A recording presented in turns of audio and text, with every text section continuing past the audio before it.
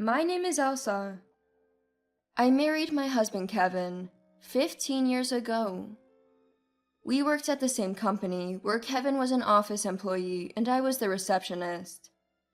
When we got married, we moved into Kevin's family home. His dad, Harry, and mom, Susan, were so kind.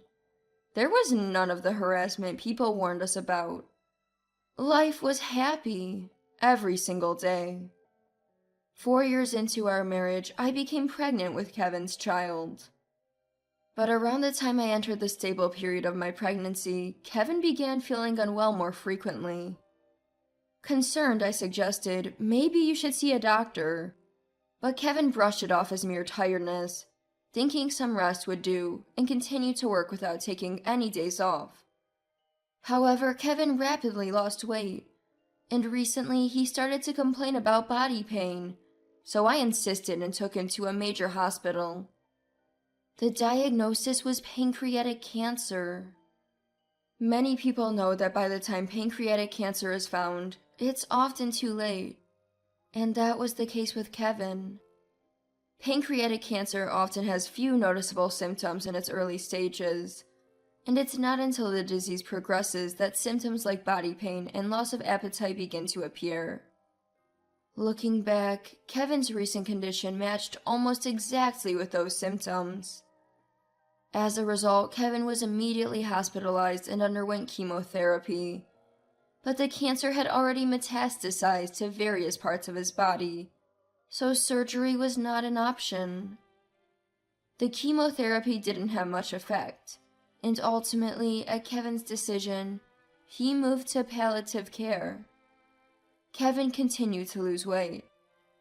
There I was, pregnant, my belly growing day by day while Kevin became thinner, his cheekbones prominent when he smiled. Still, I visited Kevin every day. I wanted to spend as much time as possible with Kevin and our baby on the way.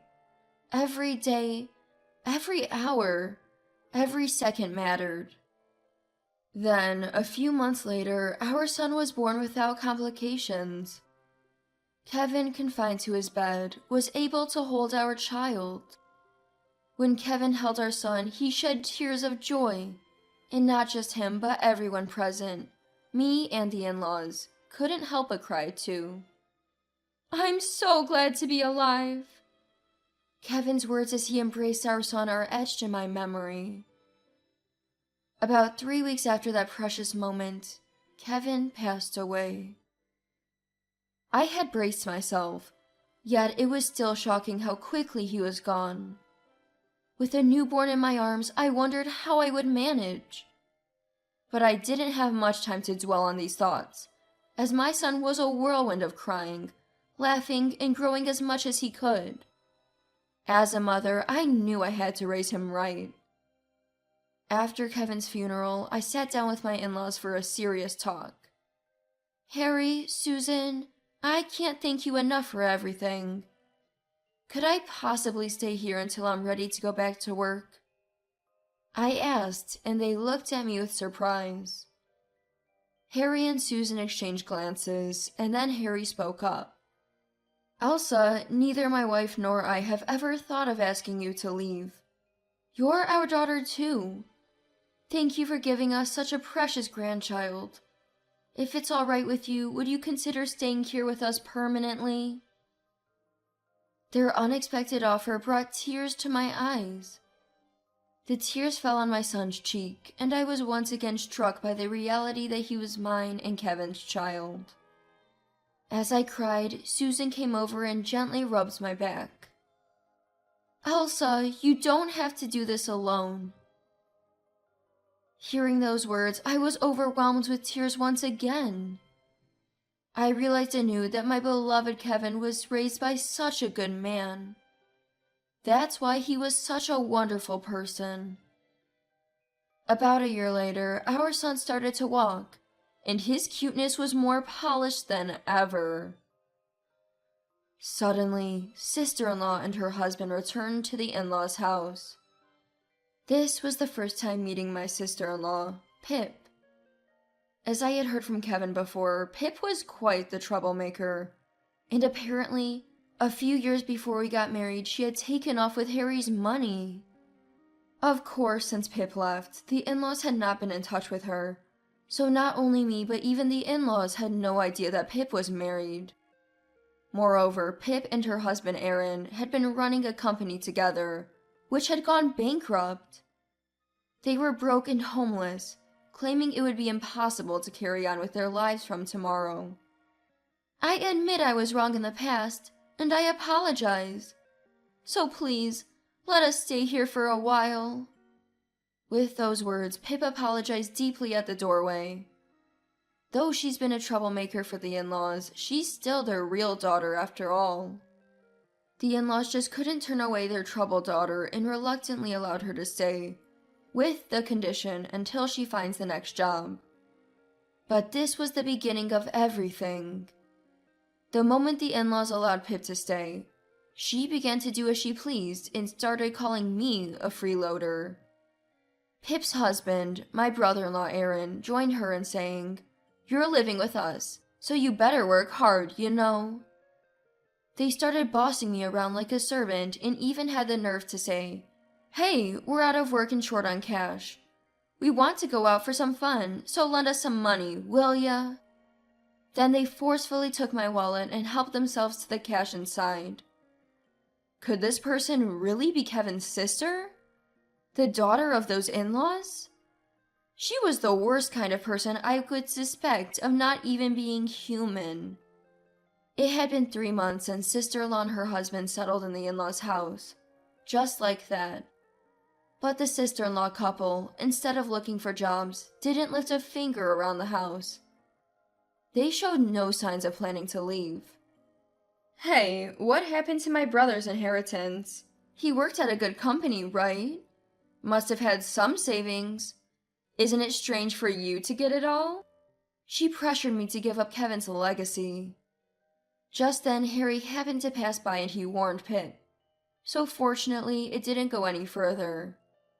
To be honest, I was at my wit's end. Living with my sister-in-law and her husband like this was more than I could bear. Around that time, Aaron started making advances towards me, suggesting an affair. Feeling a deep sense of revulsion, I took that as my cue to leave the in-laws' house. I couldn't tell the in-laws about Aaron's proposition. There was no proof. So I told them I wanted independence from my work in my son's daycare and left. I rented an apartment not too far from the in-laws' house and started a new life with my son. It was tough doing everything alone at first, but it was nothing compared to living with the sister-in-law couple. However, even after I left, they showed no intention of getting jobs. Instead, they began demanding money from the in-laws, and Pip kept contacting me, insisting on getting Kevin's inheritance. It wasn't this bad when I was there, but after I left, the sister-in-law couple would drink and create chaos if anything displeased them at the in-laws. When they were refused money, they would rampage until they got it. The stress of the situation caused the in-laws to lose weight dramatically. By the time I visited the in-laws' house after a long while, it was no longer the place I remembered. The curtains were old and shabby, and there was trash scattered around. Kevin's usually immaculate altar was dusty, and the in-laws seemed to have lost the energy even for daily chores. Worried, I started thinking about what to do, but then Harry passed away. Susan, already frail, was devastated by his death. Within days, she hardly ate anything. But who could blame her for falling apart? Even after Harry had passed away, the sister-in-law and her husband didn't shed a single tear. Instead, they persistently pressed Susan, asking, "What about Dad's inheritance? How much do we get?" Despite grieving over the recent loss of her beloved Kevin, anyone would be overwhelmed if suddenly hit with money issues, Susan included. As I noticed Susan becoming increasingly gaunt each day, my concern led me to take her to the hospital, where she was promptly admitted for malnutrition. I then hurried back to the in-laws' house, packed a bag with everything Susan had asked for, and delivered it to her at the hospital. Susan ended up being hospitalized for about 2 weeks, and during that time, not once did her daughter and her daughter's husband visit. In fact, about a week into Susan's hospital stay, when I went to get some of her clothes from the in-laws' house, I found Pip and the others merrily packing up. "Oh, Elsa, we're gonna be away for about a month, so take care of our place, will ya?" Pip said with a laugh. "Where are you going for a whole month? Susan's in the hospital." "We're off to Hawaii. Got our hands on Dad's inheritance and sold some stuff from this house, too," Pip replied, hopping around excitedly with Aaron. Pip had been eyeing the valuables in the in-laws' house for a while and seized the opportunity of Susan's hospitalization to sell them off at a pawn shop. With the money from the sales and Harry's inheritance, they planned a lavish trip to Hawaii. I urged them to visit Susan, but they didn't listen and left for Hawaii with high spirits. When I returned to the hospital and told Susan, her reaction was unexpectedly enthusiastic. I had braced myself for her anger at the unauthorized sale of her family's possessions, but Susan's eyes sparkled as she exclaimed, "The time has finally come." She was actually excited. Turns out, Susan had been considering selling the house for some time. She revealed that even when Harry was alive, there had been talks of selling the house. If this continues, the sister-in-law and her husband will end up taking over my in-laws' house. My mother-in-law, with that in mind, began to gradually pack up their belongings and consult with real estate agents. Then, when Harry passed away, Susan was convinced that she had reached her limit. Susan explained that she had thought of selling her house somehow and using that money to move into a nursing home. Upon hearing this, I contacted the real estate agent on behalf of Susan, arranged the sale, and completed the process without a hitch. I couldn't bear the thought of leaving Susan alone in a facility, so I offered, "Susan, would you like to live with us?" She was overjoyed by the suggestion and agreed to move in with my son and me after her discharge. To avoid tipping off my sister-in-law and her husband, we moved as soon as Susan was out of the hospital. Susan covered the moving expenses and apartment deposit with the money she got from selling her family home. She even managed our finances until I could find a new job. With Susan looking after my son, I was able to focus on my job search. Sometime later, my clueless sister-in-law and her husband returned from abroad. They expected to enter my in-laws' house as if nothing had changed, only to find it sold and the keys useless. They tried their keys to no avail. They bombarded us with incessant calls, but Susan and I ignored them. Later on, I heard that they contacted all the relatives trying to find Susan and my whereabouts, but we had only shared the circumstances with the relatives and kept our new address to ourselves. So, no matter how much Pip and her husband snooped around, they would never find where we were.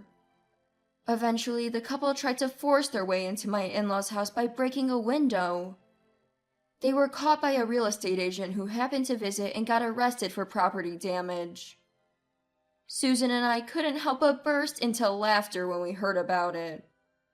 Susan even roared with laughter, saying, "Really, how utterly shameful." I knew it was inappropriate, but I laughed along. They had treated kind-hearted Susan and Harry so terribly, after all. It served them right.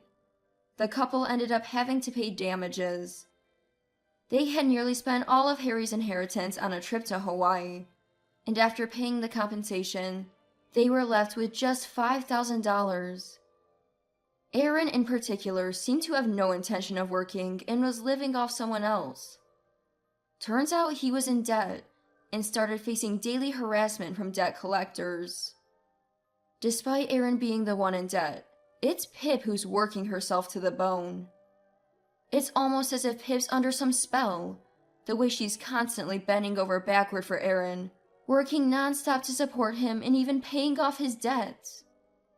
At times, Pip has reached out to relatives for financial help, but they've all turned her away after hearing the full story from Susan and me.